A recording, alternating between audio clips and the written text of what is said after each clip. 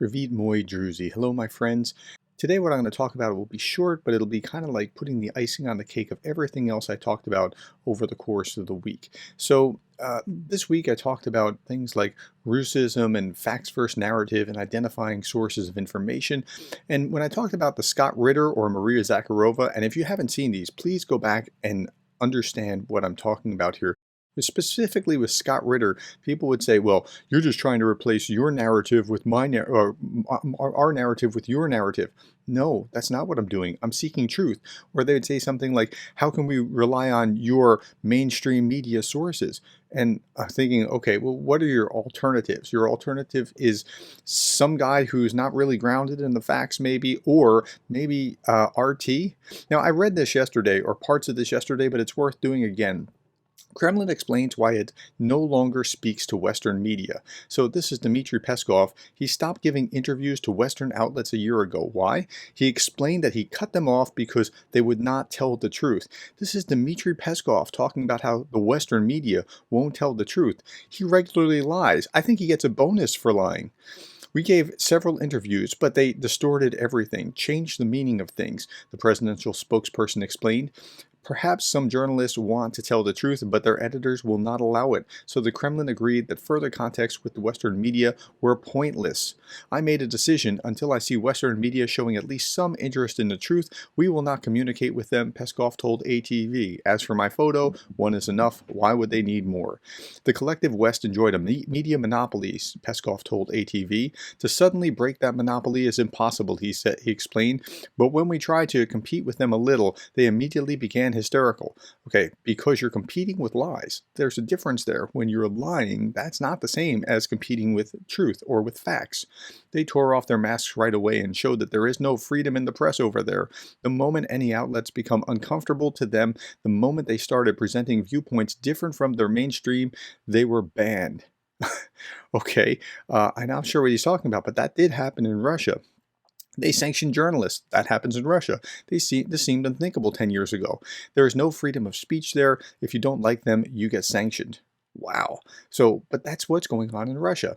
Now, I was watching the news yesterday, or reading the news yesterday, and I found this. This is in Novoye Goyetska, in the Bryansk region of Russia. An aviation group made up of two M8 helicopters and Su-34 and Su-35 fighter jets that was planning to carry out an attack on Chernov region of Ukraine has crashed almost simultaneously. Russian newspaper Kommersant reports. And now they crashed simultaneously, and no, this paper is independent, and it went on to explain that it was probably Ukraine doing what it was doing. But here's how it was covered in TASS. TASS is state-sponsored Russian media. An Su-34 has crashed not far from the Ukrainian border. Earlier, an M8 helicopter crashed. Now, crashed is not the same thing as shot down, but that's how it was recorded.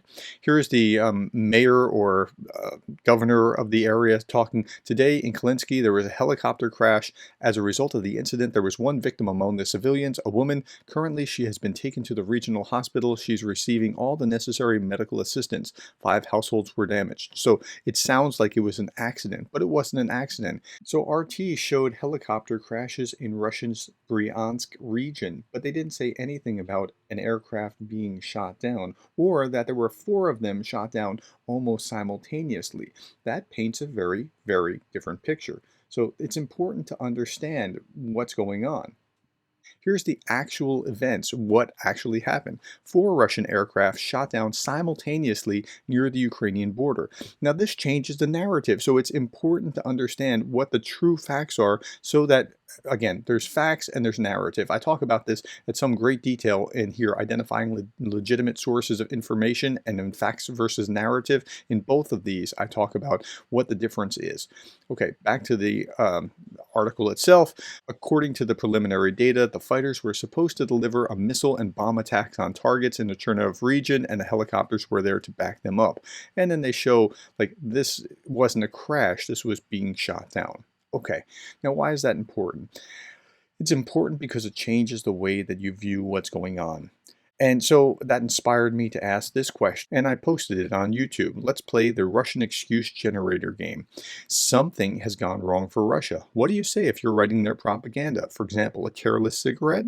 Well, the careless cigarette thing is statistically impossible to be this many random fires breaking out just accidentally. So something else was going on. Unfortunately, our tamers had some accidents which led to the escape of some rabies-infected bears in the Bakhmut area, and we had to regroup our forces to ensure their safety. Okay, that's a pretty good one. We lost because we were fighting not only America and NATO, but the Galactic Federation as well. Well, I mean, Russia is only so big, and so it's going to take them a while with their fighting the International Galactic Federation as well.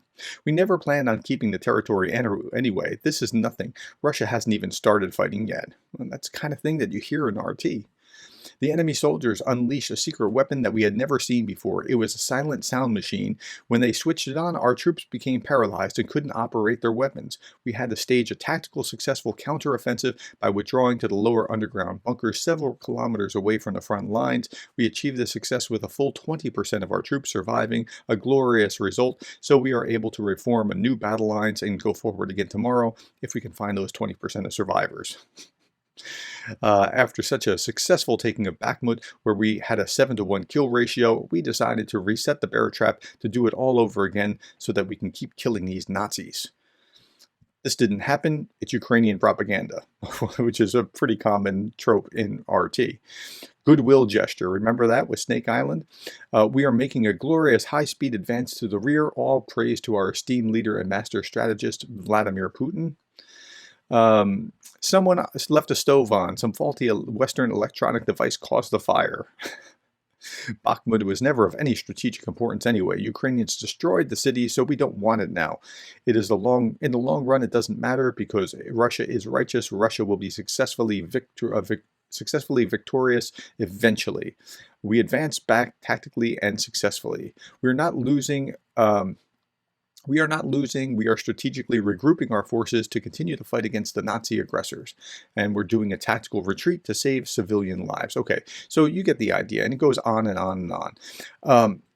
While it's funny, it's not funny because what they're doing is trying to twist reality in order to fit what they want you to think, and you can't do that. You have to deal, and again, if things break against Ukraine, you have to accept the ugly facts of the bad things that have happened there as well. You have to confront the brutal facts of reality, and that's the message here.